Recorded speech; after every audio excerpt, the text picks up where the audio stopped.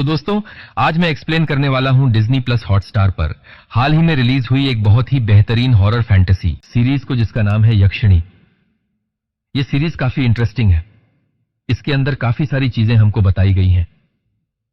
उम्मीद करता हूं कि आपको ये देखने में मजा आएगा। इस सीरीज के अंदर टोटल 6 एपिसोड्स हैं और यहां पर आपको मैं एक ही साथ सारे एपिसोड्स की कहानी समझा दूंगा। अब मैं यहां पर आपको और ज्यादा वेट नहीं करवाऊंगा क्योंकि सीरीज काफी इंटरेस्टिंग है। तो आप खुद ही जज करना कि आपको देखने में ये कितना मजा आने वाला है। और दोस्तों, और अगर आप चाहते हैं कि मैं यक्षिणी के ऊपर एक सेपरेट डेडिकेटेड वीडियो बनाऊं, जो कि एक बहुत ही बेहतरीन कॉन्सेप्ट होने वाला है, आपको मजा आएगा, तो कमेंट सेक्शन के अंदर यक्षिणी लिखकर बढ़िया कमेंट बढ़ा देना। वीडियो को भी ढेर सारे लाइक्स कर देना।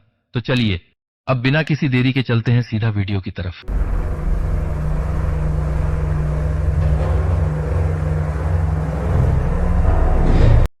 तो सीरीज और एपिसोड 1 की शुरुआत होती है महाकाल नाम के एक नागा साधु को दिखाते हुए, जो कि नदी के अंदर तपस्या कर रहा होता है।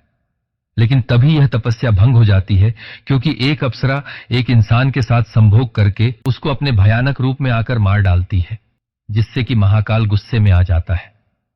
उसका यह कहना था कि यह उस अप्सरा का 99वां शिकार है जिसको उसने खत्म किया है, और अगर उसने 100वें मर्द को रिझाकर संभोग किया और उसको मार डाला तो वह पृथ्वी लोक को छोड़ देगी। इससे पहले ही महाकाल को उसे पकड़ना है, जिसके लिए वह अपने शिष्यों के साथ सौगंधिका झील की तरफ जाने की तैयारी करने लगता है। लेकिन महाकाल एक खास बात कहता है कि यह 100वां मर्द बाकी नॉर्मल आदमियों जैसा नहीं होना चाहिए, बल्कि वह शुद्ध ब्रह्मचारी हो और उसकी आंखों में मौत का खौफ भी ना हो। ऐसा व्यक्ति उस अप्सरा को चाहिए होगा, जो कि आसान नहीं होगा।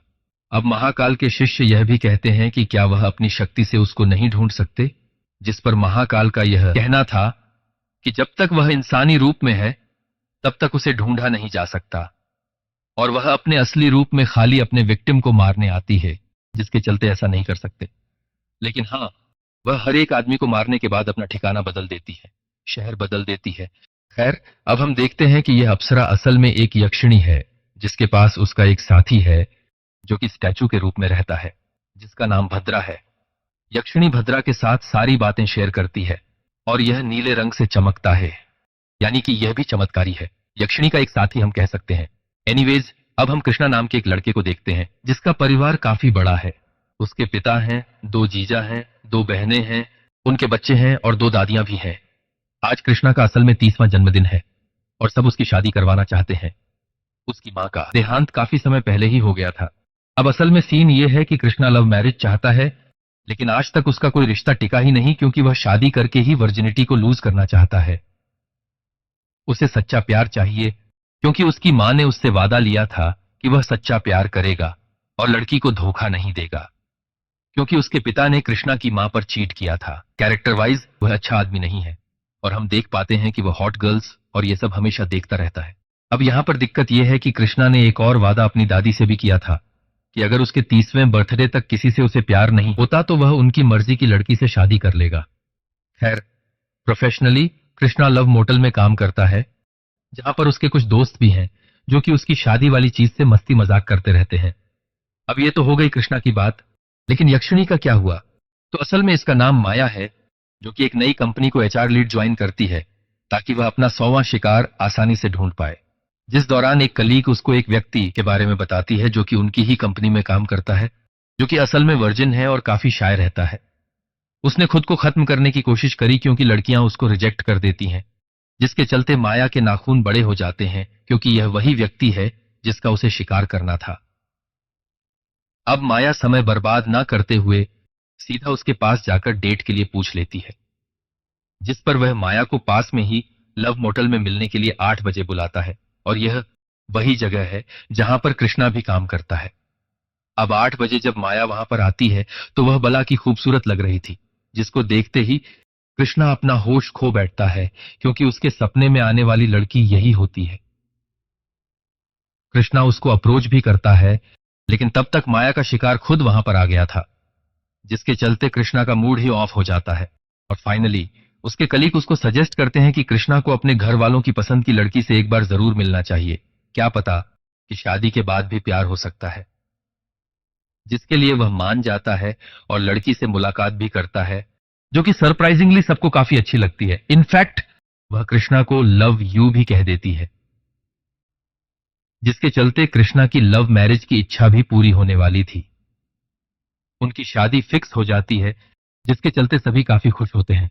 अब तभी हम एक रूम के अंदर माया को देखते हैं, जो कि अपने कलीग के आने का इंतजार कर रही थी और भद्रा के साथ ये कह रही थी कि आज उसका धरती लोक पर आखिरी दिन होगा।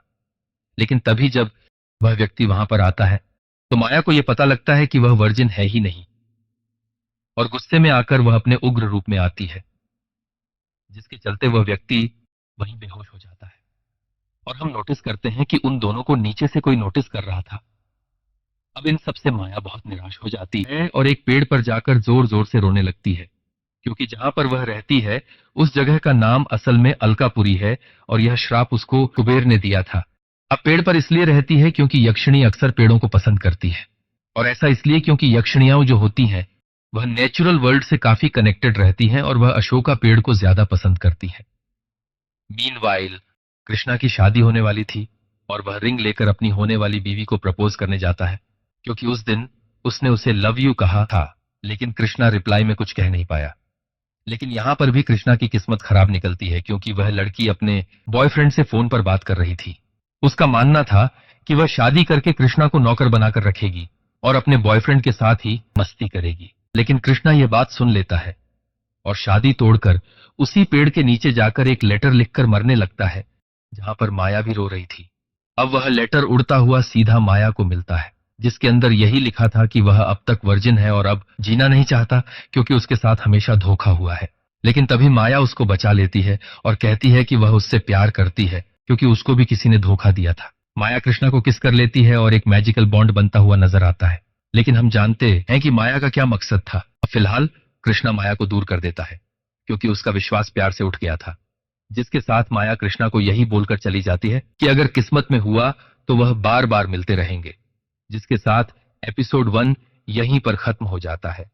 दोस्तों, हमने इस बार कुछ नया करने का ट्राई किया है। हमें आपका फीडबैक चाहिए कि इस तरह की हॉरर वेब सीरीज आपको कैसी लगती है। कमेंट करके आप हमें जरूर बताएं, ताकि हमें पता चले कि आपको क्या पसंद आता है।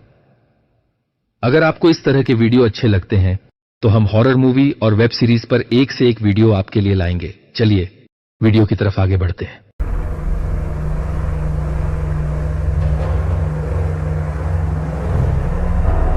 अब दूसरा एपिसोड शुरू होता है महाकाल और उसके शिष्यों को दिखाते हुए, जो कि सौगंधिका झील की तरफ जा रहे थे, जहां पर भैरवा नाम का शिष्य सवाल करता है कि क्या कोई प्रमाण है कि यह अप्सराएं और यक्षिणियां होती हैं। इस पर महाकाल बताता है कि यह अप्सराएं अलकापुरी में रहती हैं, जहां पर कुबेर का राज है, और वहां की अप्सराएं सबसे ज्यादा सुंदर, योग्य, शक्तिशाली होती हैं। उदमारवा तंत्रम नामक किताब के अंदर इनके बारे में अच्छे से बताया गया है।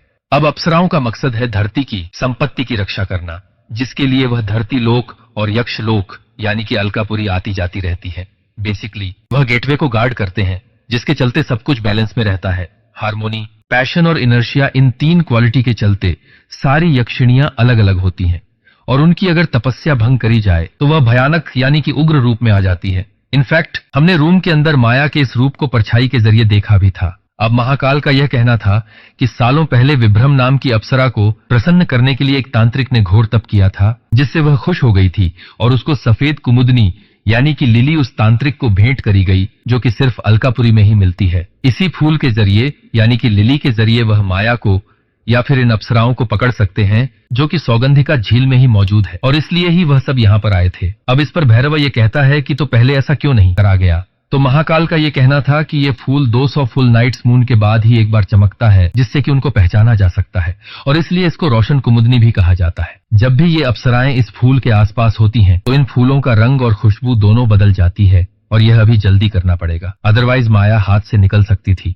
यानी कि वह और सवालों के जवाब अभी नहीं देना चाहता था। अब महाकाल के 2 शिष्य झील में उतरते हैं, लेकिन उनकी तुरंत ही मौत हो जाती है, क्योंकि वहां पर कोई जादू या फिर प्रोटेक्शन स्पेल मौजूद था, ताकि यह गलत हाथों में ना जाए। लेकिन महाकाल भगवान शिव और रुद्रा की मदद से कुमुदनी को हासिल कर लेता है। तभी हम देखते हैं कृष्णा को, जिसको सैड होना चाहिए था, लेकिन वह सैड नहीं बल्कि खुश था, क्योंकि उसको माया मिल गई थी। उसको भी माया से प्यार हो गया था। और तभी हम उस व्यक्ति को देखते हैं जो कि माया का असली रूप देखकर बेहोश हो गया था। वह असल में हॉस्पिटलाइज था। मीनवाइल हम महाकाल को देखते हैं, जो कि बस एक नागा साधु नहीं है, बल्कि वह एक लेविश घर में रहता है। वह एक साइंटिस्ट भी है और पेंटर भी है, क्योंकि वह कुमुदिनी के पत्तों से एक्सपेरिमेंट करके उसको पेंटिंग में इस्तेमाल कर देता है, जिससे कि ये सारी पेंटिंग्स पूरे शहर के होटल रेस्टोरेंट्स में लगेंगी और जब भी माया वहां पर आएगी तो तुरंत ही इन पेंटिंग्स का रंग बदल जाएगा और सभी होटल वालों को ये बात पता रहेगी, उनको बतानी होगी। ऐसी इंस्ट्रक्शंस भैरवा को दी जाती है। अब यह पेंटिंग बाकी जगहों के साथ साथ सीधा लव मोटल में भी लगाई गई थी,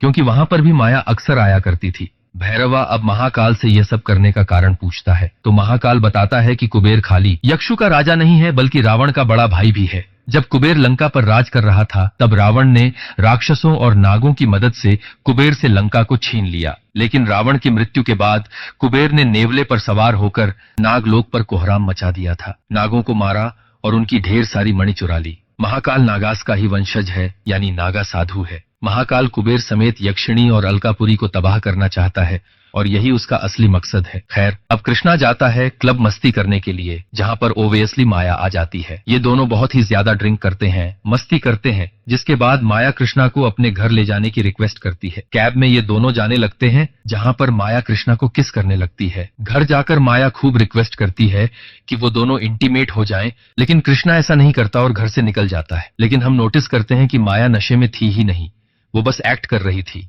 ऑब्वियसली धरती लोक की मदिरा उस पर क्या ही असर करती। खैर, अब कृष्णा बचते बचाते बाहर आता है, जहां पर उसके जीजाजी मिल जाते हैं, क्योंकि ये कार उनकी ही थी और कार के अंदर का सारा कार्यक्रम उन्होंने देख लिया था। घर पर वो ये सारी चीजें बताते हैं और सभी माया के बारे में पूछते हैं। सब काफी गुस्सा करते हैं, लेकिन कृष्णा के पास माया का फोन आता है। उसके ऊपर तो माया का जादू चल गया था, जिसके चलते वह अपने मोटल जाता है, जहां पर माया उसे मिलने आई थी। वह कृष्णा के साथ किसी शांत जगह पर चलने के लिए कहती है, जहां पर वह दोनों आराम से बैठ पाए, जिसके चलते हम देखते हैं कि पेंटिंग का रंग बदल गया था और हम एक और चीज नोटिस करते हैं कि उनको भी कोई छुपकर देख रहा था। तभी कृष्णा और माया एक साथ थे, जहां पर माया बहुत कोशिश करती है कि कृष्णा के साथ वो इंटीमेट हो जाए।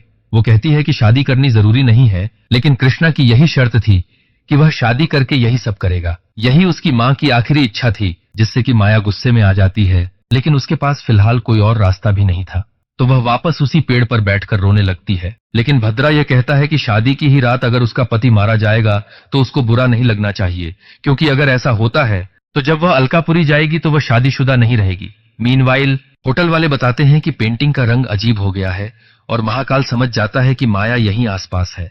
अब उस पेंटिंग के ऊपर जो पीसी हुई कुमुदनी लगाई गई थी, उसकी ही हेल्प से एक नीली शक्ति का गोला यक्षिणी ट्रैकर बन के सीधा कहीं जाने लगता है। महाकाल समेत भैरवा भी उसका पीछा करते हैं। महाकाल माया को पकड़ने के लिए एक अदृश्य शक्ति छोड़ता है, लेकिन यह माया नहीं होती, बल्कि एक और यक्षिणी या फिर अप्सरा होती है, जिसका नाम ज्वालामुखी है। इसी ने उस पेंटिंग को छुआ होगा ताकि महाकाल उस तक आए, न कि माया के पास जाए। अब महाकाल गुस्से में ज्वाला की शक्ति बांध देता है और जब तक ज्वाला माया को उसके पास लेकर नहीं आएगी, तब तक उसकी शक्ति बंधी रहेगी। लेकिन फिर भी ज्वाला हंसती रहती है, जैसे कि वह कुछ प्लान कर रही हो। एनीवेज, अब कृष्णा दुखी होकर माया से माफी मांगने के लिए उसी पेड़ के पास जाता है, जहां पर वह उससे पहली बार मिली थी। एंड शॉकिंगली माया वहां पर आ भी जाती है। वह पूछती है कि क्या कृष्णा उससे शादी करेगा, जिससे कि कृष्णा बहुत खुश होता है और माया को हक कर लेता है। लेकिन हम माया की आंखों को चमकता हुआ देख पाते हैं, मीनिंग उसको बस अपना मकसद पूरा करना है, जिसके साथ ही एपिसोड 2 भी खत्म हो जाता है।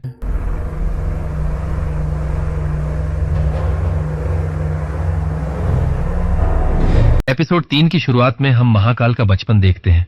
आखिर क्यों वह माया के पीछे ही पड़ा हुआ है? I mean, यक्षिणी तो और भी हैं, जैसे कि ज्वाला या फिर और भी, लेकिन माया ही क्यों? तो महाकाल अपने गुरुजी के साथ बचपन में जा रहा होता है। गुरुजी को असल में माया से गुप्त स्थल का पता चाहिए होता है, क्योंकि वहीं से अलकापुरी जाने का द्वार मिल सकता था, और माया इसी स्थल को गार्ड करती है ताकि कोई भी गलत मन का मनुष्य अलकापुरी में ना जा सके या फिर कोई भी इंसान वहां ना जाए। महाकाल के गुरु नए युग के कुबेर बनना चाहते थे और यक्षिणियों को अपने पैर के नीचे रखना चाहते थे। अब यहाँ पर इन अप्सराओं या फिर यक्षिणियों के बारे में बताया जाता है कि ये आखिर बनी कैसे थी। तो लाखों साल पहले जब भगवान शिव गहरे ध्यान में बैठे हुए थे, तब माता पार्वती के मन में उनके साथ होने की इच्छा उत्पन्न होती है और यही इच्छा पसीने में बदल गई, जो कि 64 पसीने की बूंद के रूप में गिरी थी, जिनसे कि इन अप्सराओं का जन्म हुआ। और जब माता पार्वती के मन की लालसा प्रेम के रूप में ट्रांसफॉर्म हो रही थी, तो आखिरी बूंद गिरती है, यानी कि 64वीं, जो कि थी माया। माया सबसे ज्यादा सुंदर, सबसे योग्य और शक्तिशाली यक्षिणी थी, जो कि लालसा और प्रेम के बीच का एक ब्रिज है, यानी कि सेतु है। इसलिए ही अलकापुरी के गुप्त स्थल की रक्षा कुबेर ने उसे करने के लिए दी थी, और वो भी इंटेंजिबल रूप में, यानी कि जो दिखाई नहीं देती लेकिन होती है एक अदृश्य शक्ति। खैर, महाकाल के गुरुजी माया के स्थान पर जाकर यज्ञ करते हैं और महाकाल को वही तंत्रम वाली किताब भी देते हैं कि आज अगर यहाँ पर कुछ भी हो जाए वो बस पीछे से छुप कर देखे, और अगर उनको कुछ हुआ तो उसको ही नागा का बदला लेना पड़ेगा। खैर, अब यह यज्ञ विफल हो जाता है क्योंकि माया का यह कहना था कि नागा साधु को सजा मिलेगी। वह सेक्रेट द्वार पर आया है। वो उसे वार्न भी करती है कि वो वहां से चला जाए, लेकिन वहां पर माया की शक्ति इतनी ज्यादा होती है कि माया को ना बल से ना ही छल से हराया जा सकता था, और वो नागा साधु को मार डालती है। और ये सारी चीजें महाकाल पीछे से छुप कर देख रहा था। एनीवेज, अब कहानी प्रेजेंट टाइम में आती है जहां पर माया कृष्णा के परिवार से मिलती है, जो कि बताती है कि उसका कोई नहीं है, वो अकेली है। लेकिन ऑब्वियसली कृष्णा के घर वालों को वो पसंद नहीं आती। But suddenly out of nowhere Jwala Maya की आंटी बनकर वहां पर आ जाती है, जिस पर कृष्णा के पिताजी लाइन मारने लगते हैं। इवन वो भी उनको साइड आई देती है। अब माया का यहाँ पर कोई आ गया था, ये जानकर फाइनली शादी के लिए सब एग्री हो जाते हैं। तभी रात में ज्वाला और माया आपस में बात कर रहे होते हैं कि ज्वाला भी माया की तरह ही यहाँ पर फंसी हुई है, क्योंकि माया ने एक इंसान से प्यार किया था जिसके चलते उसको यह सजा मिली है। लेकिन ज्वाला यहाँ पर क्यों है? तो फिलहाल तो वह इस चीज का जवाब नहीं देती, लेकिन वह माया को यह जरूर बताती है कि महाकाल इसी शहर के अंदर है, उसके पीछे है। तभी हम ये नोटिस करते हैं कि महाकाल शव साधना करने वाला था। ज्वाला ये कहती है कि इससे पहले महाकाल उसको ढूंढ निकाले, उसे कृष्णा को मौत के घाट उतार देना चाहिए। जिसके बाद कृष्णा माया के प्यार में पागल होकर अपने शादी के कार्ड को बांटने लगता है, और वह महाकाल को भी कार्ड देने के लिए चैलेंज ले लेता है। एनीवेज, अब कृष्णा की दादी एक लेडी के पास जाती है जिनके ऊपर माता आया करती थी। वो उनसे कंफर्म करना चाहती थी कि यह शादी हो सकती है या फिर नहीं, लेकिन तभी उनके ऊपर माता आती है और वो ये कहती है कि यह शादी नहीं होनी चाहिए, नहीं तो किसी की मौत पक्की है। लेकिन कृष्णा इसको ढोंग मानता है और कहता है कि अगर इनके ऊपर माता आती है तो इनके हाथ के ऊपर जलाया हुआ कपूर रखने से उनको कुछ नहीं होगा। वो खुद भी ऐसा ही करता है, लेकिन वह साबित कर देता है कि यह ढोंग था। खैर, अब वो सबको वहां से ले जाता है, यह कहते हुए कि शादी तो होके रहेगी। लेकिन तभी हम ज्वाला और माया को बात करते हुए सुनते हैं, जहां पर माया यह कहती है कि वह लेडी किसी के वश में थी, क्योंकि कोई उससे यह सब बुलवा रहा था। कोई है जो कि नहीं चाहता कि यह शादी हो, लेकिन ज्वाला कहती है कि वह सब संभाल लेगी। अब कृष्णा महाकाल के यहाँ पर अपनी शादी का कार्ड देने उनको जाता है, उनको इनवाइट करने के लिए जाता है। अब कृष्णा महाकाल को कार्ड तो दे देता है, लेकिन वह नोटिस करता है कि महाकाल के घर के अंदर माया जैसे दिखने वाली किसी लड़की की पेंटिंग थी, और जब वह महाकाल से पूछने के लिए पीछे मुड़ता है तो महाकाल अचानक से गायब हो गया था। वो ऊपर जाकर नोटिस करता है तो उसको एक बहुत ही भयानक मंजर दिखाई देता है। वहां पर महाकाल तंत्र मंत्र और शव साधना कर रहा था। वह उस डेड बॉडी से अपने अंदर शक्ति खींच रहा था ताकि वह प्रिपेयर हो सके आने वाली फाइट के लिए, जिसको देखकर कृष्णा भयानक तरह से डर जाता है और यह सारी बात जाकर माया को बता देता है। माया यह कहती है कि यह तो उदंड भैरवा तंत्र है, बहुत शक्तिशाली है। वो डर गई थी, लेकिन फिलहाल उसको खुद को संभालना पड़ता है, अदरवाइज कृष्णा को शक हो जाता कि वह महाकाल को जानती है। माया यह कहती है कि महाकाल उनकी शादी में नहीं आना चाहिए, अदरवाइज कुछ बुरा हो सकता है, जिसके लिए कृष्णा मान जाता है। अब तभी महाकाल यह कहता है कि अगली अमावस्या तक यही यज्ञ चलेगा और फाइनल यज्ञ गुप्त मंदिर पर होगा, यानी कि गुप्त स्थान पर, जहां पर वह माया के साथ ऐसा करके अलकापुरी का द्वार ढूंढ लेगा। अब ज्वाला और माया आपस में बात करते हैं कि यह गुप्त मंदिर और अलकापुरी का द्वार महाकाल को नहीं मिलना चाहिए, अदरवाइज सबका विनाश हो जाएगा। लेकिन ज्वाला का यह कहना था कि वह महाकाल को भटका देंगे। तभी घर पर महाकाल टेंशन में था कि सब कुछ सही करने के बावजूद भी माया कब्जे में क्यों नहीं आ रही है।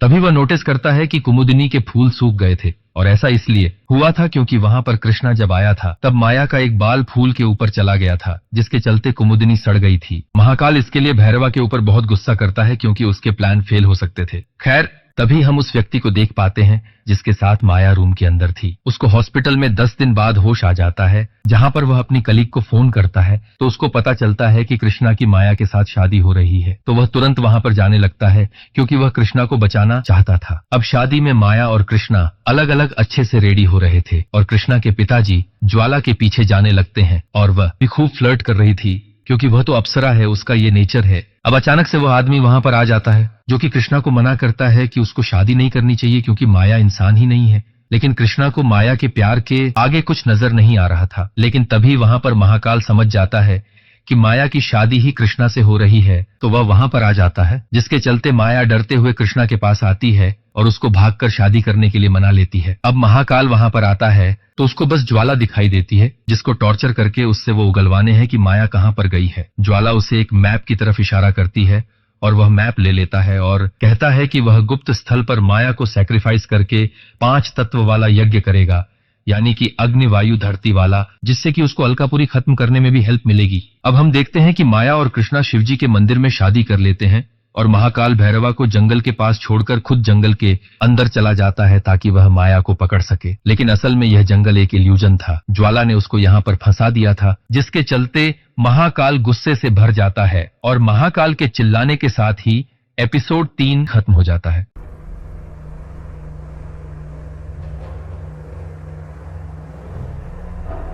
एपिसोड 4 की शुरुआत होती है महाकाल के पास्ट को दिखाते हुए, जहां पर वह अपने गुरुजी का बदला लेने के लिए माया के गुप्त स्थान पर जाता है, जहां पर उसके गुरुजी ने वह यज्ञ किया था, लेकिन उनको अपनी जान से हाथ धोना पड़ा। महाकाल उस बदले की ज्वाला में आज तक जल रहा था। उसने अपने गुरुजी के शव की कसम खाई थी कि वह उनको इंसाफ दिलाएगा और नागा लोगों को भी इंसाफ दिलवाएगा। माया अब उसको नहीं पहचान पाती, लेकिन महाकाल समझ गया था कि माया को अपने प्यार के जाल में फंसाकर ही वह अलकापुरी के गुप्त स्थल के बारे में उससे पूछ सकता था। वह ऐसा पूछता भी है, लेकिन माया कहती है कि इससे अच्छा तो वह उसकी जान ले लेता, क्योंकि इसके बारे में वह उसको नहीं बता सकती। अगर उसने ऐसा किया तो यह अलकापुरी से धोखा होगा। खैर, माया को कुबेर ने वार्न किया था कि धरती लोक के जो प्राणी होते हैं उन पर विश्वास मत करना, हर कोई अच्छा नहीं होता। लेकिन माया उसके प्यार के जाल में आ जाती है, यानी कि महाकाल के। खैर, कहानी प्रेजेंट में आती है, जहां पर माया अब कृष्णा की बीवी है और इस घर की बहू बनकर घर में प्रवेश करती है। ये दोनों इंटीमेट होने ही वाले थे कि तभी सबको ये खबर आती है कि कृष्णा के पिताजी बाहर आंगन में गिरे पड़े थे,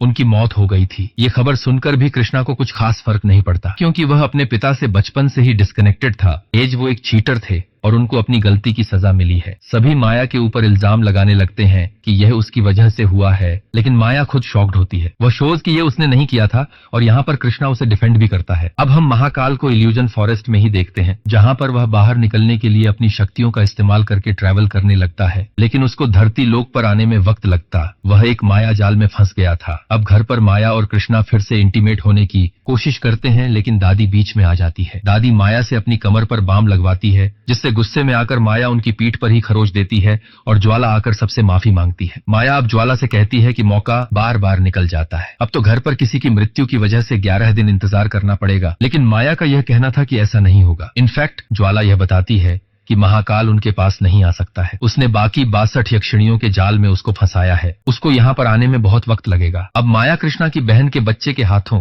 कृष्णा को एक लेटर भिजवाती है कि आज रात घर के बाहर गार्डन में मिलना। तभी हम महाकाल और भैरवा के एक सीन को देखते हैं, जिसमें जंगल में जाने से पहले भैरवा को उद्मेश्वर किताब दी थी और यह कहा था कि अगर सही समय रहते वह नहीं आया तो उसको ही यह किताब पढ़कर महाकाल को बचाना होगा और तभी वह उसका सच्चा शिष्य बनेगा। हम देख भी पाते हैं कि महाकाल एक बहुत ही अजीब सी दुनिया में फंस गया था और यह किताब किसी और ने नहीं बल्कि महाकाल को उसके गुरुजी ने मरने से पहले दी थी, क्योंकि उसके अंदर ही सारी चीजें मेंशन थी। खैर, अब रात में माया और कृष्णा बाहर किस करते हैं, लेकिन तभी आसपास सभी आ जाते हैं, जिससे माया बहुत गुस्सा हो गई थी। एनीवेज, अब सभी लोग माया से घर का खूब काम करवाते हैं, लेकिन कृष्णा उसको मोटल में मिलने के लिए बोलता है, क्योंकि यहाँ पर उनको प्राइवेसी नहीं मिलने वाली थी। लेकिन तभी घर के अंदर एंट्री होती है उसी व्यक्ति की जिसने माया का असली रूप देखा था और वह जिंदा बच गया था। उसकी पुरानी जॉब तो चली गई थी, लेकिन उसको नई जॉब उसके जीजाजी ने दिलवाई थी। उसको इंश्योरेंस के पैसे के लिए रिपोर्ट भेजनी थी कि कृष्णा के पिताजी कैसे मारे गए थे और यह उनका पहला ही क्लाइंट होता है। उसका पहला ही दिन था। अब माया को देखकर वह वहां से भागने लगता है, लेकिन माया यह कहती है कि उसको जानना है कि कृष्णा के पिताजी कैसे मारे गए, क्योंकि यह काम उसका नहीं था। वह बताता है कि असल में उनको हार्ट अटैक नहीं आया था, बल्कि उनकी रिब केज की हड्डी उनके हार्ट के आर पार हो गई थी, जिससे माया को समझ में आता है कि यह सब किया धरा असल में ज्वाला का है। और हम देख भी पाते हैं कि यह उसने ही किया था।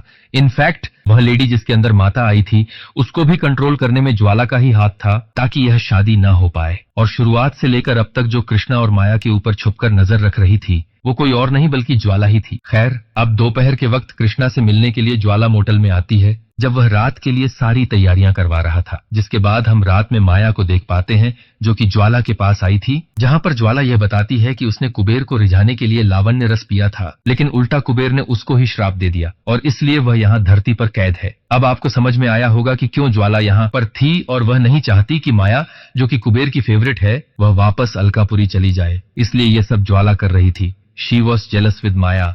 अब यहाँ पर दोनों ही अपने भयानक उग्र रूप में आ जाती हैं और लड़ाई करने लगती है, जिसको छुपकर कृष्णा देख रहा था। जी हाँ, क्योंकि ज्वाला उसको यही दिखाने के लिए यहाँ पर लेकर आई थी कि माया असल में यक्षिणी है, ना कि कोई इंसान। ज्वाला कृष्णा से मिलने मोटल इसलिए ही गई थी, वह जानती थी कि वह बातों पर तो विश्वास नहीं करेगा। अब माया ज्वाला को हरा देती है और माया ज्वाला को जान से भी नहीं मारती, क्योंकि उसने कुछ भी किया हो, लेकिन कम से कम अनजाने में माया का साथ दिया था। लेकिन ज्वाला फिर भी खुश होती है, क्योंकि अब कृष्णा उसके साथ नहीं रहना चाहता। वह डर गया था और इसी के साथ एपिसोड 4 यहीं पर खत्म हो जाता।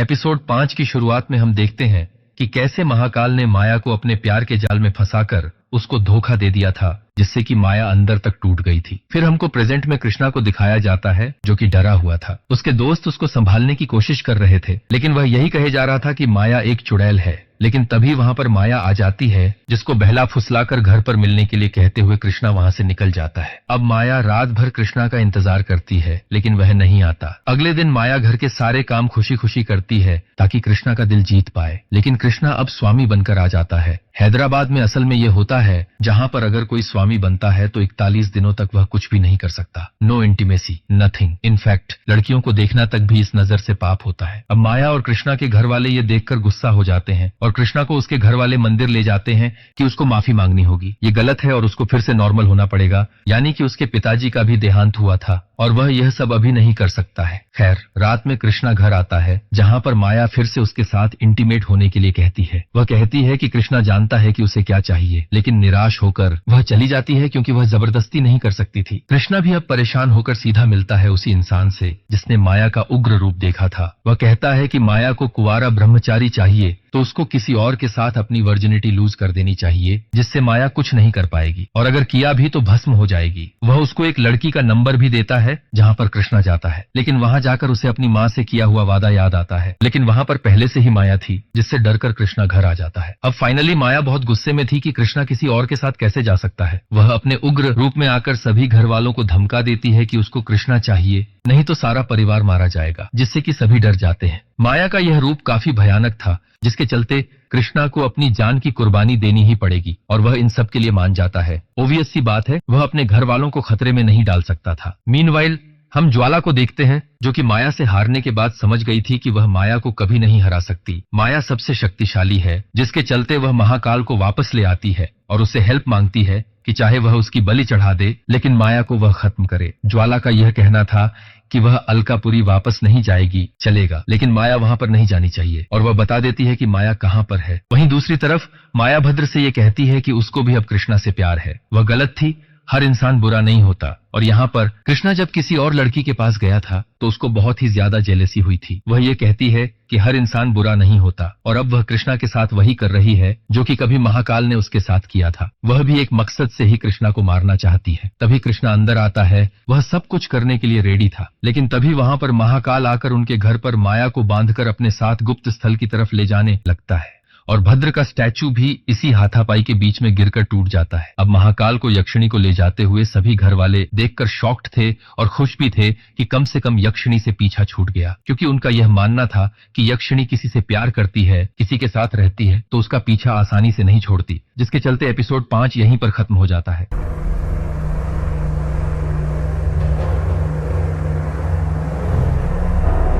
अब एपिसोड 6 यानी कि फाइनल एपिसोड की शुरुआत माया के पास्ट को दिखाते हुए होती है, जब उसको महाकाल ने धोखा दे दिया था, उसको कमजोर कर दिया था। वह वापस अपने स्थल पर आती है, लेकिन हंसी, चंद्री और शंखिनी नाम की जो यक्षिणी होती हैं, उसका रास्ता रोक देती है। माया अब लॉर्ड कुबेर से रिक्वेस्ट करती है कि वह उसको अंदर आने दें, लेकिन कुबेर का यह कहना था कि उसने अलकापुरी के नियमों का उल्लंघन किया है, उनको तोड़ा है, वह सबसे बेस्ट है, लेकिन अगर उन्होंने उसको माफ कर दिया तो ये बाकी सबके साथ में अन्याय होगा, यानी कि ज्वाला के साथ में। वो माया को कर्ज करते हैं कि जिस इंसानी रूप में आकर उसने यह सब किया, उसको धरती लोक पर ही इंसानी रूप में ही रहना पड़ेगा। लेकिन रिक्वेस्ट करने पर कुबेर ये बोलते हैं कि अगर माया को प्रायश्चित ही करना है तो 100 मर्दों के साथ संभोग करना होगा और उन्हें मारना होगा, और 100वां मर्द शुद्ध ब्रह्मचारी और उसे मौत का खौफ नहीं होना चाहिए, तभी वह अलकापुरी में वापस आ सकती है, जिसके चलते ही आज तक माया यह सब करती आ रही थी। वह अंदर से पूरी तरह टूटी हुई थी। खैर, प्रेजेंट टाइम में कृष्णा बहुत दुखी था, उसका मन नहीं लग रहा था। वह दारू पीता है और घर आता है जहाँ पर वह भद्रा के स्टैचू को जोड़ने लगता है तो वह अपने आप ही जुड़ जाता है। जैसा कि मैंने कहा था कि यह मायावी था। अब भद्रा अपने असली रूप में आता है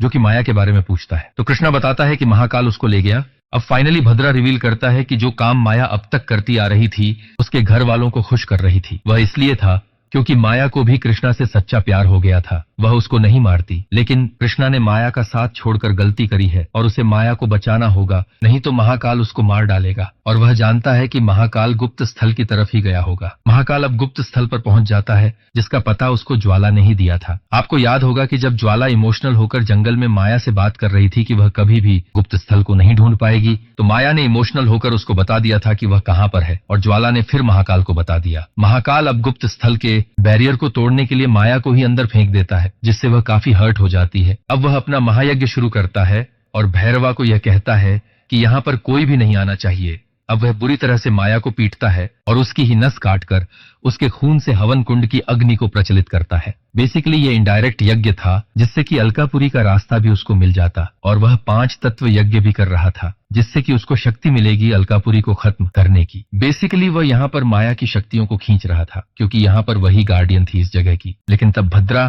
कृष्णा को अपनी शक्तियों से गुप्त स्थल तक ले आता है। वह देखता है कि महाकाल वायु के घेरे को अपने कब्जे में ले रहा था क्योंकि इससे ही अलकापुरी पे कब्जा होता। वह कहता है कि उसको ज्वाला को लेकर आना पड़ेगा क्योंकि वह दोनों इतने ताकतवर नहीं हैं कि इसको रोक पाएंगे, सिर्फ यक्षिणियां ही कुछ कर सकती हैं। वह ज्वाला को लेने जाता है लेकिन उसको बताकर जाता है कि अगर उसने अपने खून की बूंद इस हवन कुंड में डाल दी तो यज्ञ वहीं पर रुक जाएगा। वह ऐसा ही करता है और भैरवा से चाकू छीनकर अपना खून वहां पर डाल देता है जिससे यज्ञ उस समय के लिए रुक गया था। लेकिन महाकाल को इससे ज्यादा फर्क नहीं पड़ता। वह माया की पूरी जान निचोड़ने लगता है और अलकापुरी का द्वार सामने प्रकट हो जाता है जिस पर महाकाल चढ़ने लगता है। लेकिन तभी वहां पर ज्वाला गेट के सामने खड़ी हो जाती है। असल में भद्र ने ज्वाला को समझाया था कि उसने लावण्य रस माया से सुंदर और अच्छी बनने के लिए चुराया और माया ने अगर कुबेर को यह बता दिया तो क्या गलत किया। कुबेर ने सही कहा था कि चाहे ज्वाला दिखने में कितनी सुंदर हो जाए लेकिन उसका मन साफ नहीं है और इसलिए कुबेर ने उसको श्राप दिया था। ज्वाला अपने स्वार्थ के चलते ये सब कर रही थी लेकिन माया सबको बचाने के लिए ये सब सहन कर रही है। ज्वाला इतनी मूर्ख है कि अगर महाकाल ने अलकापुरी तबाह कर दिया